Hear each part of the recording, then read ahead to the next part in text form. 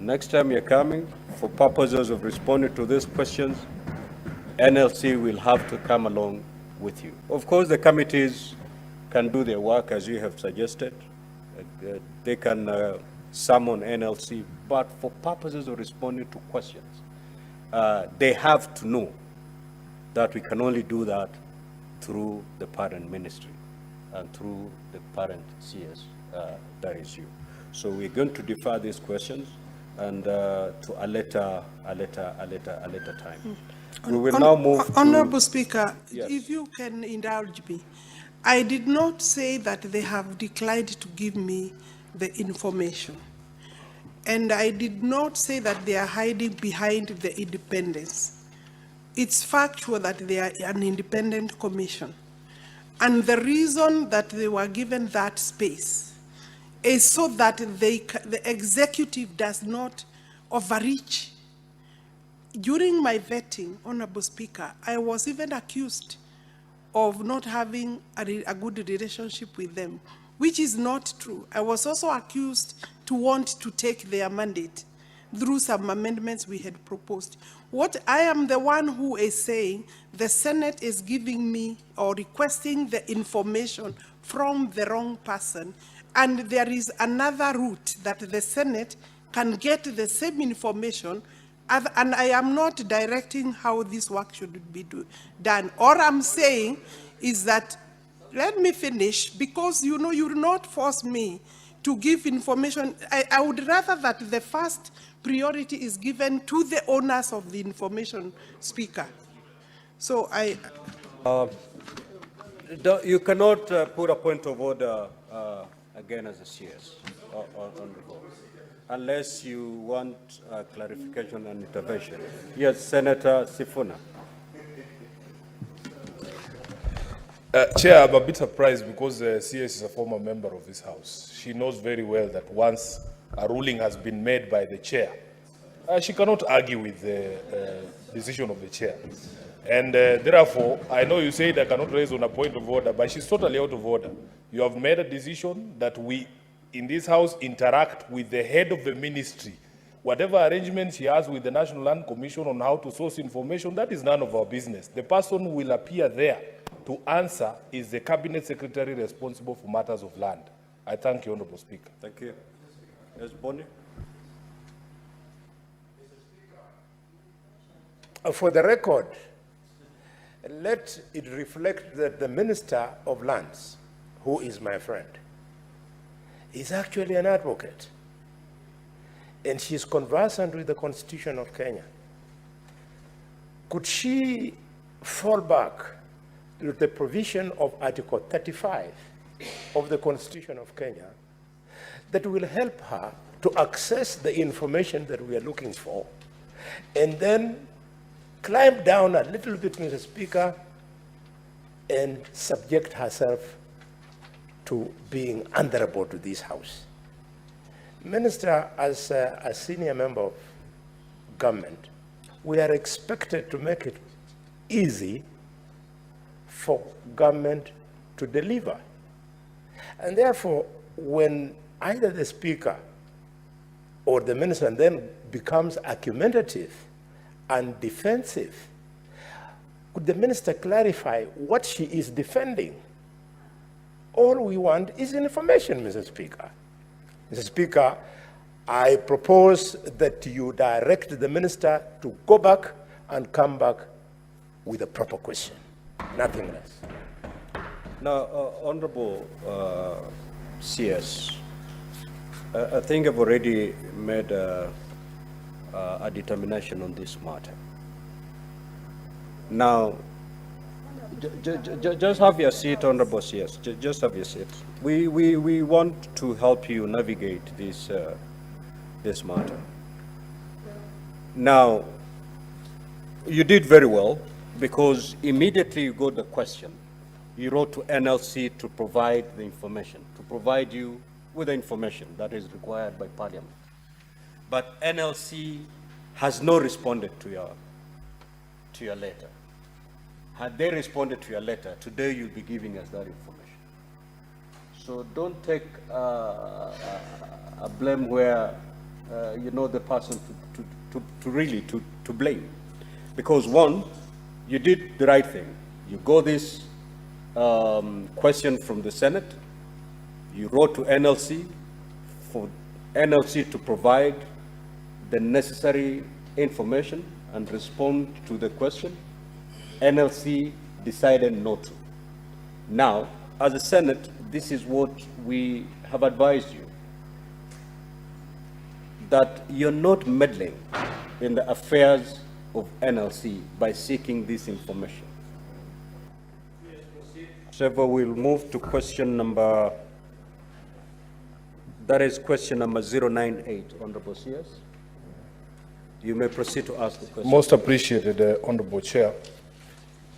Honorable Chair, could the Cabinet Secretary disclose the current holders of the title deeds for the parcels of land in Kamkunji constituency registered as follows? Number 1, IR number 36/VII/1031, on which the Isili Social Hall stands.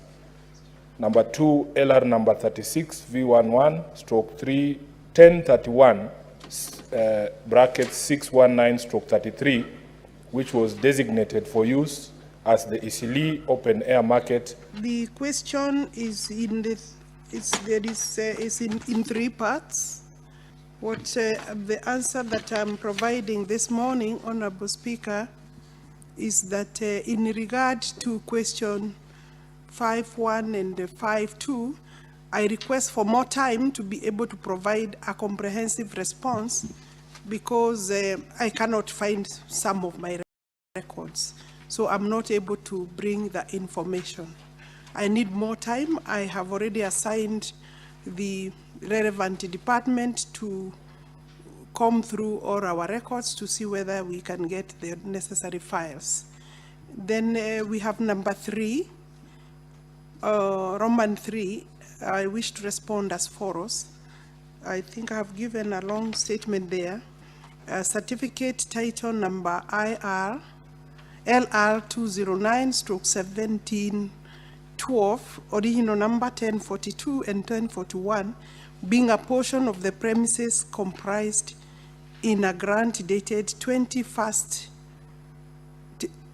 of May 1929, is located in the city of Nairobi, measuring approximately 0.34436 of an acre, for a term expiring on 1st of August 2024, and for an annual rent of the amount stated there, 720, and we've given Annexure 5 a copy of that title. The land was initially registered in favor of John Herbert Turner on March 1, 1929. The registered proprietor charged the property, and a charge instrument was registered on 2nd of December 1930. Later, on 11th of May 1931, the property was discharged and a transfer was registered in the name of Ferdinandis, and Annexure 4 speaks to that transfer. Honorable Speaker, on 27th of January 1933, this property was transferred to Kenya Loan and Discount Limited for a consideration amount of 10,000, but that was in 1933. Thereafter, October 23rd, 1942, a transfer via the public auction of said property to Alan Rakea and Mohammed Sharif, both sons of Nizam Din of Nairobi, and Firoz Din and Azin Din, both sons of Haji Faten Din of Nairobi, as tenants in common in co-shares. Annexure 5 has the transfer by public auction and as evidence. Honorable Speaker, then on 26th of November 1996, a decree by the civil case number 3279 of 1994 originating summons was registered against the title, and on November 17, again 1997, a vesting order or transfer was registered transferring this land to Shauri Moyo Furniture Makers Cooperative Society freed from more encumbrances, and Annexure 6 speaks to that court order. Subsequently, then a provisional certificate of title was issued in favor of the cooperative society, Shauri Moyo Furniture Makers Cooperative Society Limited, in 1998, 14th of May. Honorable Speaker, then on 22nd of May 2002, another vesting order was issued transferring the land to several persons, that is Francis Garoya Joroge, Stephen Joroge Irongo, Josephat Mutuku Musembi, Stephen Mwangi Kemani, and Stephen Kamau Mochiri as trustees for themselves and the other plaintiffs as tenants in common in equal shares. And we have also attached Annexure 7, being the court order.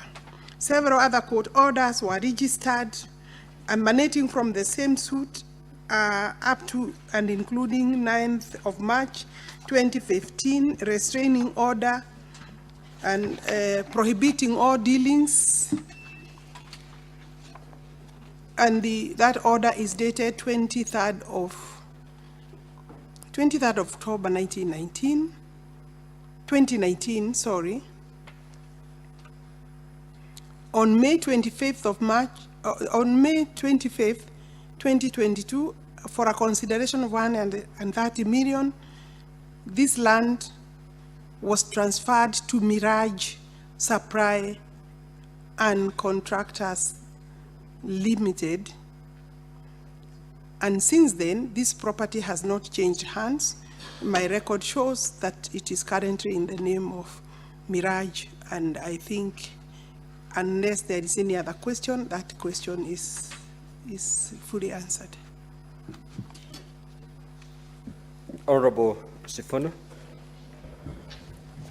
CS, with regards to the first two parts of my question, you have indicated that you need more time. Perhaps you could just indicate how much time you need for us to get these responses. And you have confirmed to me that the cooperative society actually sold this land themselves to a private entity. Now, Chair, I have a follow-up question. The last time that the CS was before this House, on the 27th of March 2024, we had a conversation here, and I was very happy with what she said regarding revocation of the title of the land on which Tom Mboya Social Hall sits. I took the initiative, Honorable Speaker, to write to the CS. In fact, when she was here, she promised us that she would be revoking the title that had been given to a private developer and returning that land to the Nairobi City County on behalf of the people of Nairobi. Honorable Speaker, on the 8th of April 2024, I wrote to the Cabinet Secretary responsible for land, because even after her pronouncements, we could see that there was still development going on at the property. And she wrote back to me on the 13th of May 2024, saying that she's following up, and in fact that she was still, the position of the ministry was that that title was going to be revoked. So now that she's here, and she had made that promise before this House, I would want her to give the House an update on the process of revocation of the title that had been issued to a private developer over the land on which Tom Mboya Social Hall sits. I thank you, Honorable Speaker.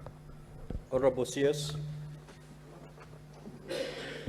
The first question supplementary to that is how much time I need. Sometimes it's quite difficult because I would, when a file is removed from its usual place, then it becomes a bit difficult to tell how much time you will need. But possibly we can work with another 30 days. And maybe the Honorable Senator, if you have some details in respect of those parcels, you could give me for purposes of reconstruction, because if I cannot get my file, then I would be able to get useful assistance by any document that speaks to the title for purposes of reconstruction. So 30 days, we are working hard to get the file. Then the last one is on Tomboya. It is true, I think after my pronunciation, my statement to this plenary, my office started working on the revocation process. It is a process that requires at least maybe about 90 days to 4 months, because one, you have to write to the holders of that title and call for it. We've already done that. But before we could proceed with gazettement of the need to revoke, we were served with the proceedings of the High Court. I believe, Honorable Senator, you are aware. The case number, I had asked for, there is an order for status quo, but I'm still looking at ways of fulfilling what I stated on this floor. But there is a court order. These people have gone to court. They are not relenting, but the position of the ministry is that whichever way, this property is not transferable because it's a secured and preserved space for town hall. So we have already filed sub-statements to court to respond to that effect.